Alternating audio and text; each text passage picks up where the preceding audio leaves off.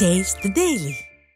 சட்டப்பேரவையில் தான் பேசியதை ஒளிபரப்பியிருந்தால் திமுக அரசே இருந்திருக்காது என அதிமுக பொதுச் செயலாளர் எடப்பாடி கே பழனிசாமி தெரிவித்துள்ளார். சென்னை வானகரத்தில் அதிமுக செயற்குழு பொதுக்குழு கூட்டத்தில் பேசிய அவர், பணக்காரர்கள் நிறைந்த கட்சி திமுக எனவும் ஏழைகளை மதிக்க தெரியாத அரசு திமுக அரசு எனவும் குற்றம் சாட்டினார்.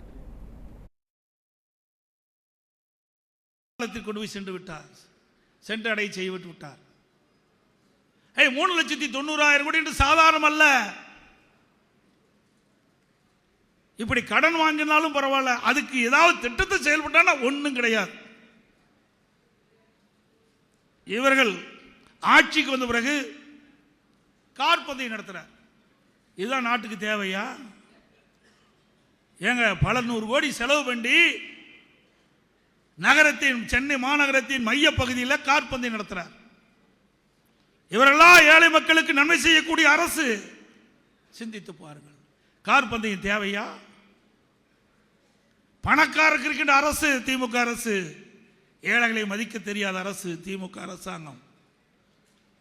இன்றைக்கு அப்படியே கார் பந்தயம் நடத்த வேண்டும் என்றால், இருங்காட்டு கோட்டையில் இதய புரட்சி தலைவி அம்மா இருக்கின்ற பொழுது அதற்கென்று பிரத்யேகமாக அங்கே பிரம்மாண்டமான கார் பந்தயம் நடத்துவதற்குண்டான தளத்தை அமைத்து வைத்திருக்கின்றார்கள். அங்கே நடத்தியிருக்கலாம். அது மட்டுமல்ல, திமுக அரசு வந்த பிறகு ஒரு திட்டத்தை அறிவிப்பாங்க, முழுக்க முழுக்க விளம்பரம். எனக்கு முன்னாலே தலைமை கழக நிர்வாகிகள் சொன்னதை போல விளம்பர அரசாங்கம், விளம்பரப்படுத்துவாங்க, அதோட முடிஞ்சு போச்சு. அதுக்கு ஒரு குழு போட்டுருவாங்க. இதுவரைக்கும் சுமார் 50க்கும் மேற்பட்ட குழு போட்டிருக்கிறாங்க. இந்த அரசாங்கம், திரு ஸ்டாலின் தலைமையில் இருக்கின்ற அரசாங்கம் குழு அரசாங்கம் என்றுதான் அழைக்க வேண்டும். அந்த அளவுக்கு குழு போட்டாங்க, அதோட முடிஞ்சு போச்சு. குழு போட்டா அந்த திட்டம் அதோட முடிஞ்சு போச்சு.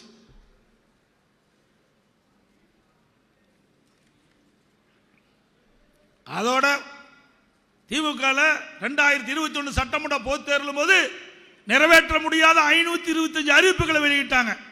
இதுவரைக்கும் எவ்வளவு அறிவிப்புகள் நடைமுறைப்படுத்தியிருக்கிறாங்க? 10% அறிவிப்புகள் நிறைவேற்ற முடியல.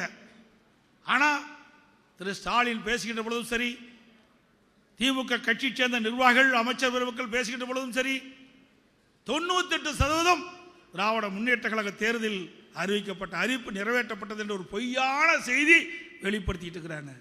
எங்க நிறைவேற்றினீங்க? வெள்ளை அறிக்கை விடுங்கன்னு சொன்னா கிண்டலும் கேலியும் பேசுறாங்க. இதற்கெல்லாம் 2026 சட்டமன்ற தேர்தலில் திமுக தலைவர் ஸ்டாலின் பதில் சொல்லி ஆக வேண்டும். கொடுக்கப்பட்ட வாக்குறுதியை நிறைவேற்ற முடியாத காரணத்தினால் அரசு ஊழியர்கள் போராட்டம், போக்குவரத்து ஊழியர்கள் போராட்டம், விவசாயிகள் போராட்டம், பகுதி நேர ஆசிரியர்கள் போராட்டம், மருத்துவ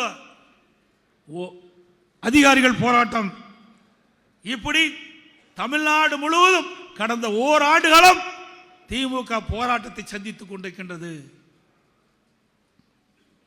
அதோடு எனக்கு முன்னாலே பேசியில் குறிப்பிட்டதை போல, திராவிட முன்னேற்ற கழகம் ஆட்சி பொறுப்புக்கு வந்தவுடன் மக்கள் எதிர்பார்த்தாங்க. அந்த எதிர்பார்ப்புக்கு மாறாகத்தான் திமுக ஆட்சி நடந்து கொண்டிருக்கின்றது. இன்றைக்கு விலைவாசி உயர்ந்து விட்டது. அனைத்து இந்திய அண்ணா திராவிட முன்னேற்ற கழகம் ஆட்சி இருக்கின்ற பொழுது 1 கிலோ பொன்னி அரிசி 55 ரூபாய்க்கு வித்தது. திராவிட முன்னேற்ற கழகம் ஆட்சியில் 1 கிலோ பொன்னி அரிசி 75 ரூபாய்க்கு விற்குது. அதோட பால் விலை உயர்வு, மின் கட்டணம் 52% உயர்வு, ஆண்டுக்கு 6% உயர்த்தப்படுகிறது. வீட்டு வரி 100% உயர்வு, கடை வரி 150% உயர்வு, தொழில் வரி உயர்வு, பத்திரப்பதிவு கட்டணம் உயர்வு, கட்டுமான பொருட்கள் கேட்க வேண்டியதே இல்லை, அந்த அளவுக்கு உயர்வு. அதோட கெயினின் விலை அதுவும் உயர்த்திட்டாங்க. இப்படி திராவிட முன்னேற்ற கழகம் ஆட்சிக்கு வந்து 43 மாத காலத்தில் இதையெல்லாம் உயர்த்ததுதான் திமுகவுடைய சாதனை. அதுக்கு மேலே டாஸ்மாக் கடை பாட்டிலுக்கு 10 ரூபாய், விஞ்ஞான முறைப்படி ஊழல் செய்கின்ற ஒரே அரசாங்கம் திமுக அரசாங்கம் என்பதற்கு இதுவே சான்று. பாட்டிலுக்கு 10 ரூபாய்னா இன்றைக்கு தமிழ்நாடு முழுவதும் ஒரு நாளைக்கு 1 கோடி பாட்டில் விற்குது. ஒரு நாளைக்கு 10 கோடி ரூபாய் இந்த மதுபானத்திலிருந்து மட்டும், மதுபான கடையிலிருந்து மட்டும் திமுகவுக்கு சென்று கொண்டு, திமுக அரசாங்கம் அதுக்கு சம்பந்தப்பட்டவர்களுக்கு சென்று கொண்டு இருக்கின்றது. சிந்திச்சு பாருங்க.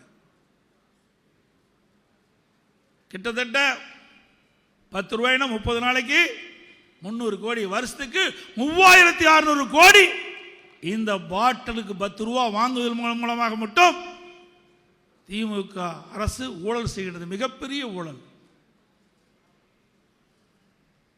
அதோட ஒவ்வொரு ஆண்டும் சட்டமன்றம் 100 நாட்கள் நடைபெறுனாங்க. அதை அடிக்கடி பேசிக்கிட்டே இருப்பாங்க. தேர்தல் அறிக்கையிலையும் திமுக தேர்தல் அறிக்கையிலையும் வெளியிட்டாங்க. இதுவரைக்கும் சட்டம் திமுக ஆட்சிக்கு வந்த பிறகு 43 மாத கால ஆட்சியில் 4 முறை சட்டமன்றம் கூடியிருக்குது. மொத்த நாட்கள் 400 நாட்கள் நடத்த வேணும். 113 நாள் தான் நடத்தியிருக்கிறாங்க. வெறும் 113 நாட்கள் நடத்தியிருக்கிறாங்க. பயம் வந்துட்டது. எனக்கு முன்னாலே அறிவிச்சார் சி வி சண்முகம் சொன்னதை போல பயமே நாம் வெற்றி பெற்று விட்டோம். அவருக்கு எப்பொழுது பயம் வந்ததோ அப்பொழுது அதிமுக வெற்றி பெற்று விட்டது.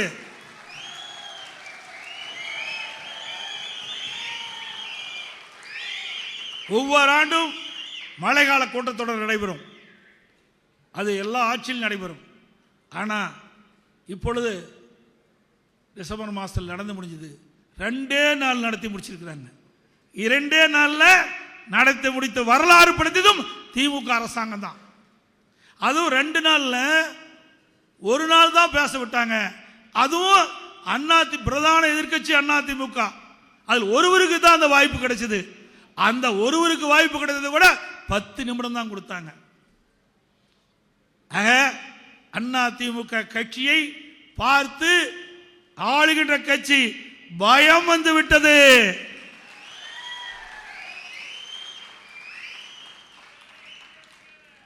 அதே 43 மாத கால ஆட்சியிலே மக்களுக்கு எது செய்யல.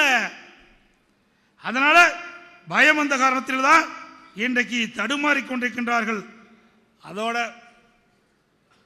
திமுக தேர்தல் அறிக்கையில் குறிப்பிட்டிருந்தாங்க, திமுக ஆட்சிக்கு வந்தா சட்டமன்ற நிகழ்ச்சிகள் நேரலை ஒளிபரப்பு செய்யப்படும் சொன்னாங்க. செய்ய வேணும்ல. இன்றைக்கு சட்டமன்ற நிகழ்வு நடைபெற்றுக் கொண்டிருக்கின்ற பொழுது பிரதான எதிர்க்கட்சி அதனுடைய தலைவர் நான் பேசுகின்ற பொழுது கட் பண்ணிடுவாங்க, லிங்கை எடுத்துட்டுருவாங்க. அப்புறம் நாம கேட்ட கேள்விக்கு முதலமைச்சர் பதில் சொல்வார். அது எப்படி மக்களுக்கு போய் புரியும்? கேட்கின்ற கேள்வியும் காட்ட வேணும், நேரலையில் காட்ட வேணும். அதுக்குண்டான பதிலும் மக்கள் தெரிஞ்சா தானே புரிந்து கொள்ள முடியும். மக்கள் வேண்டுமென்றே திட்டமிட்டு அனைத்து இந்திய அண்ணா திராவிட முன்னேற்ற கழகம் பிரதான எதிர்க்கட்சி நம்முடைய சட்டமன்ற பேசுவதை காட்டுவதே கிடையாது.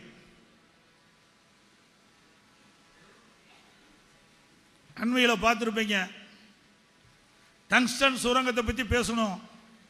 ஒரே ஒரு நாள் தாங்க ஒளிபரப்பு பண்ணா, அதிலே ஆடி போயிட்டார் ஸ்டாலின்.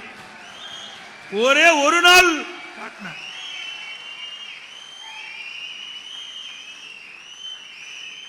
4 முறை சட்டமன்றம் நடந்தது. 4 முறை நான் பேசுவதை ஒளிபரப்பு செய்திருந்தால் திராவிட முன்னேற்ற கழக அரசே இருந்திருக்காது. நான் மட்டுமல்ல, நம்முடைய கழக சட்டமன்ற உறுப்பினர்கள் சிறப்பாக பேசினாங்க. எதையுமே ஒளிபரப்பு பண்ணல, இருட்டடிப்பு தான் செஞ்சாங்க.